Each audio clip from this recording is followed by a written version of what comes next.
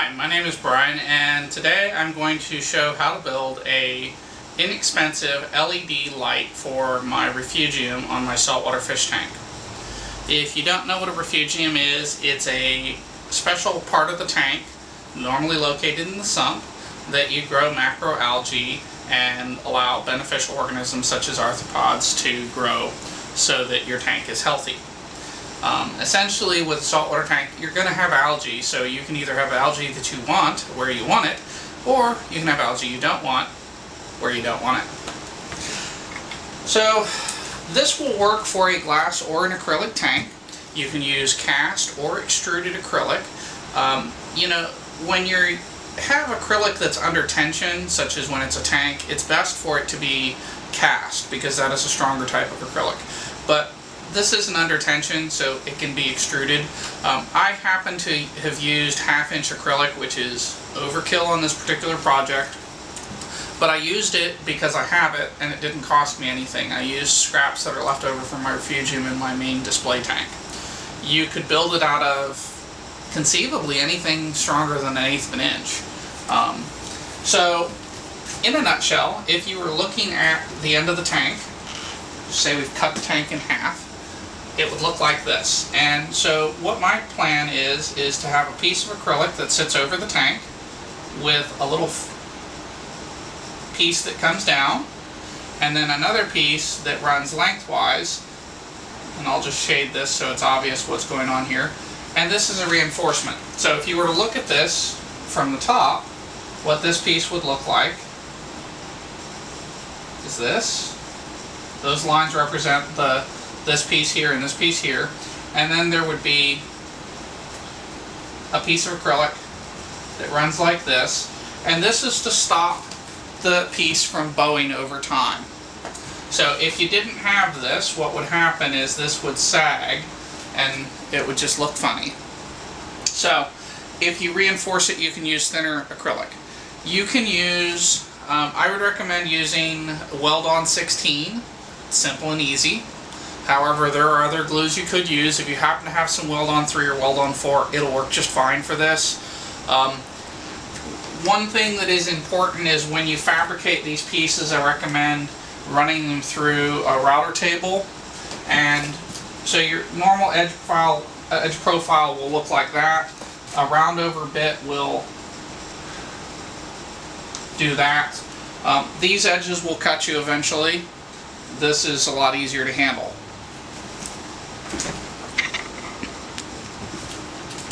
So now that we're on track here, the idea is to run strips of LED lights like this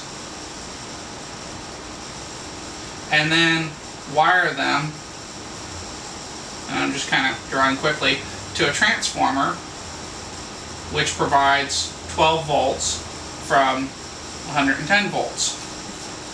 So let me show you what some of these pieces look like because I've gotten a head start on it. This is my transformer. It was $8 on Amazon.com. Because I'm a Prime member, I got it for free shipping. You can buy these on eBay for about $14. Again, you can get this exact transformer on Amazon for $15. The only catch is that it's rated for a minimum load of 30 watts and a maximum load of 150 watts. I've seen some different reviews out there, so yeah, if you want to spend a little bit more money on transformer, you can. These little gems are waterproof LEDs that have 3M adhesive tape on the back, and they're pre-wired.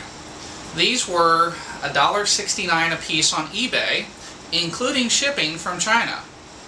Now, folks, I don't know how you ship anything from China for $1.69, let alone make this wonderful little 30 centimeter LED strip, which is about a foot. And it has about 1.25 feet, so about 15 inches of wire. So I bought 14 of these, and my goal is to space them. So bear with me one second and I'll show you this piece. So as I was saying, mine is overbuilt because I happen to have 1/2 inch acrylic laying around. So this is what it would look like if it was installed in the tank. This thing weighs about 7 pounds. It's actually really heavy. These sit just inside the edge of the tank, here and here, and it just stops it from sliding back and forth. They don't have to be consistent. Like this one's actually a little taller at one end than the other, and they don't have to go the full length. I just happened to do it this way because I thought it would look nice. One of the other benefits is that as condensation collects on the bottom of this and it runs this way, it's going to stop and it's going to drop down. It's not going to go over the edge of my tank, and that is one of the things I had in mind. These act like beams on a bridge, and they keep this from buckling. It's 1/2 inch, so you know, I don't know that you could really flex it anyway, but it certainly isn't going to flex now. I probably could stand on this. Yeah, I mean it's sturdy. So what's going to happen is I'm going to attach every 1 inch. There's going to be one of those LED strips. I'm going to drill some holes in the end that's a little bit longer, and those are going to go up and be wired together and connect to the transformer. That's going to get wired in, and that'll be done. So the next thing I'm going to do is I'm going to move my camera, and I'm going to set up and show you how to mark off and drill the holes so that you have an accurate gauge for this, so it looks decent. And my total project cost on this, again, I'm using scrap acrylic, so there's no cost here. I've got maybe $25 into this. If I was to include a cost for acrylic, maybe another $10 worth of scrap acrylic. You could make this out of other materials. Again, I've chosen to make it out of acrylic simply because it's nice, it's easy to work with. All of my edges are smooth. One last tidbit about smoothing edges. This edge is straightforward, this edge is straightforward when you're smoothing it. Do these two, do these, but also do this part here, because these edges will cut you just as quickly as any of the other edges. Acrylic edges are razor sharp, and it is important that you round them over to get rid of that edge. So stay tuned, be right back.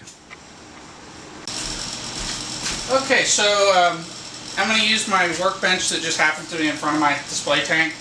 I am letting the algae grow because I don't have any livestock in here and I'm not using this room yet, so disregard that. My water's a little bit cloudy because I added some sand. I bought some sand from Marco Rocks. Highly recommend them. Takes great care of you. It's awesome sand, but when I added it to my Refugium, it did introduce some cloudiness into the water. I'm just waiting for that to settle out. So there's a lot of stuff that's in the water today. So if you haven't seen my other videos, this is a drill gauge. You can get these at any hardware store for not very much. And if you take 2 of these wires, you can play with it and find what size drill bit you need to use to accommodate two sets of wires. And the reason I'm doing this is that way I only have to drill 7 holes. So I put this through here. I've already done this, already selected the drill bit that's right. I have a dry erase marker, and I need to grab a tape measure.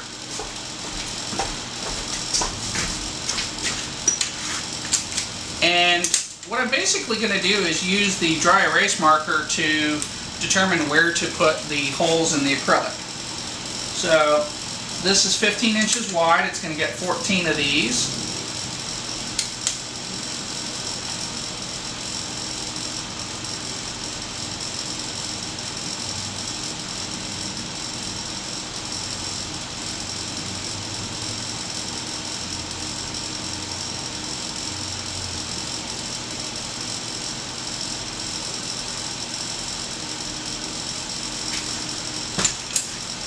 And I'm going to mark both ends, and I'm just putting a mark at each.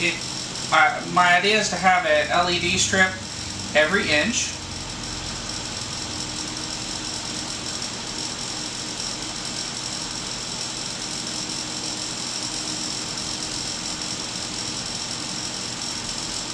And this is not rocket science here. So I want the LED spaced approximately evenly, or pretty evenly. So, you know, I'm just going to land them like this.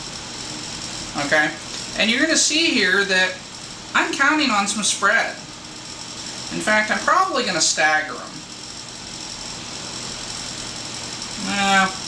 stagger them, it'll mess up my wiring plan here. So, you know, I think this will be just fine with them all in the center. You could elect to do one here and one there. Yeah, that's almost irresistible for me. So, without further ado, let me get to drilling. And I'm just going to drill between every other set.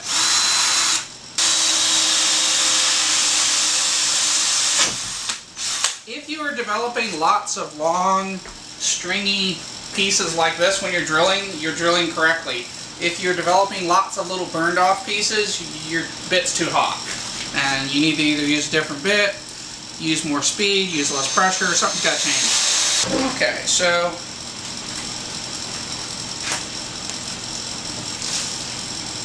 empty off my chips. Again, this is the bottom of what I'm going to make. And it's as simple as peeling these strips off and sticking them on.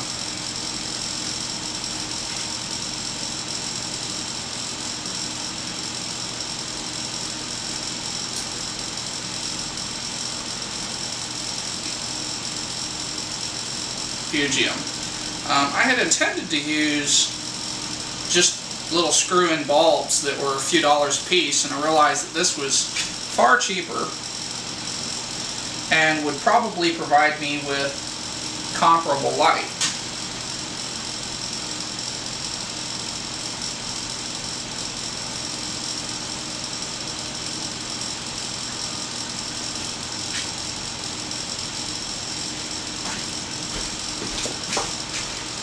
You know, while I was putting these on, I realized that I probably should have drilled my holes a little closer to my light, so I'm going to just go back and re-drill them. And this is another way to re-drill them. You can stick all these things on here and then just come back and drill holes between each pair. Empty my chips. I'm going to start threading my wires through.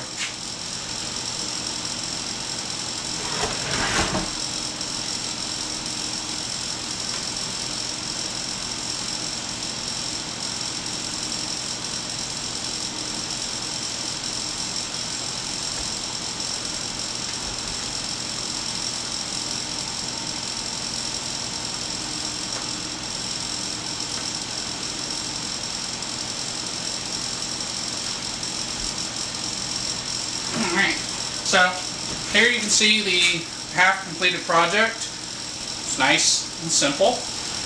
Next part of this project is to connect all these wires. I'll be back in just a minute. I have something to attach my wires to. I went down and bought a GE ground bar from Home Depot for $4.88. And what I'm going to do, this is a 24 circuit bar. That'll be enough for my 14 connections. And so what I'm going to do is cut it in half. And that'll give me 2 sets of 12, and I'll attach one of each lead from the transformer to it, and it's actually going to sit up in here somewhere like this. So I'll be right back after I cut this, and you'll see more how this works. Okay, so I've gone and cut this in half, and I now have 2 sets of 11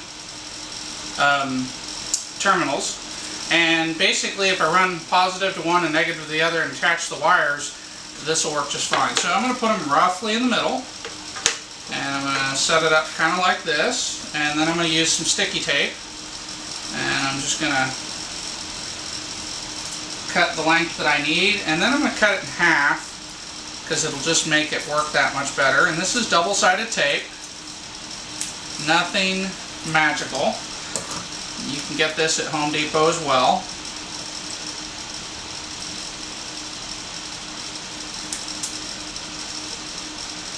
Stick this on the back of here, and stick that there. This one could really be a little differently sized, but this will work. This is not structural, this just keeps these still. You know, you could use silicone, you could use epoxy, probably could use Gorilla Glue if you can figure out how to make it stick. But this is just a nice, simple way for me to do this. I'm going to cut a couple more pieces for my transformer. Stick this here.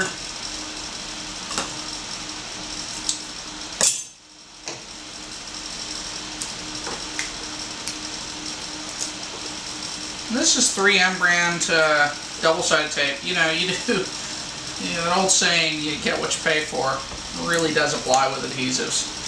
So I'm going to decide one of these is black and one of these is red. I've decided to cut my wires and trim them so that I could get a little bit neater install. I have this really neat wire stripper. I got this at a ham fair last year, and a ham fair is where amateur radio operators gather to trade parts and compare ideas.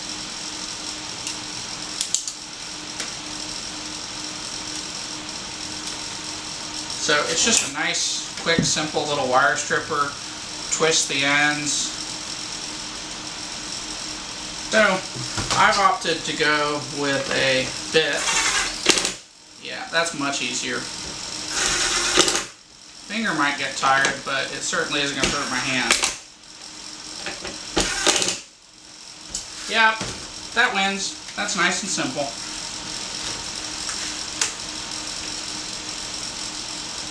So I'm working on the last pair at this point.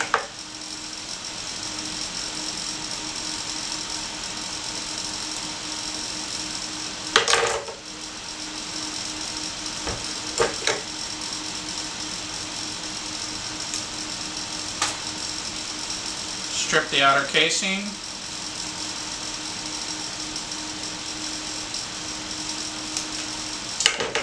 And then I'm going to strip the last half inch of the wires.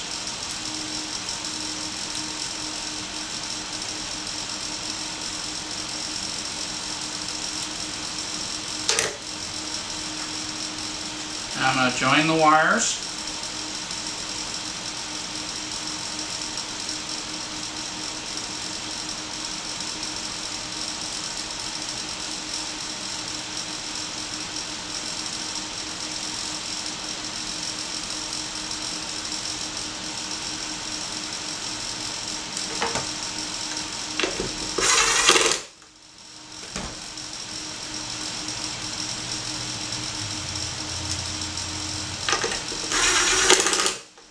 Okay, so at this point all of my wires are joined together. I'm going to flip this over and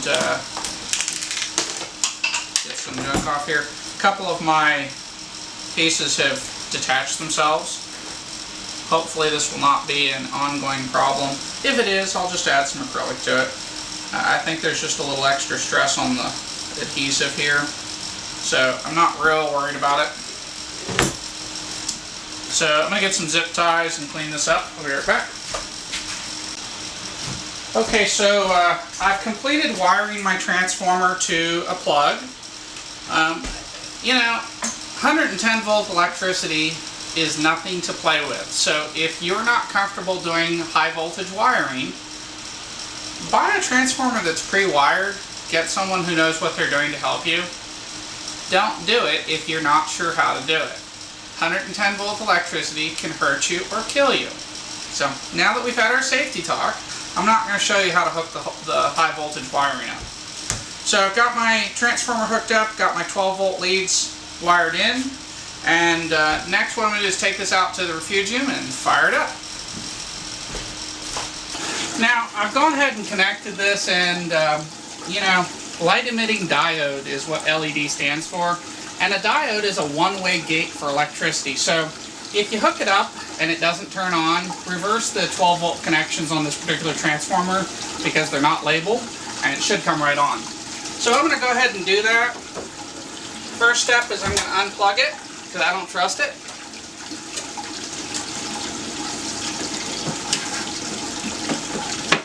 And see if we get magic.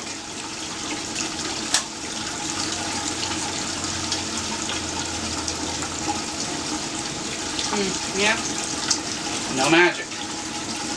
Alright, so now it's time to get up. Yep, they are on, but they're very, very faint. So let me see if I can make this better. Probably too dim to do anything. We'll see if they warm up and get better.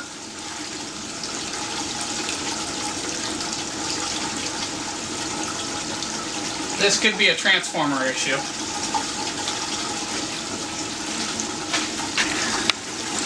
Okay, so I did a little troubleshooting and came to the conclusion that the transformer is actually defective. So what I've done is I've got an old PC supply that's wired up as a 12-volt power source.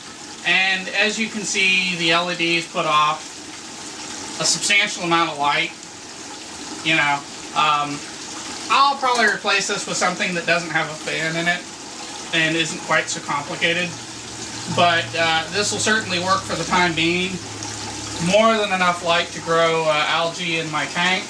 And there you have a nice, inexpensive Refugium lighting solution. So here you have another view. You can see that there's a ton of lighting. This is with it off. I'll go ahead and do the real special show here. So can't see anything because the lights are off. So we'll add the Refugium lights and bam, plenty of light for a Refugium. You know, I had said earlier I don't think I'd use this for a main tank, but honestly for a fish-only tank this would be more than adequate. And this is a simple, inexpensive way to light a fish tank. Thanks for watching. I hope you've enjoyed my video.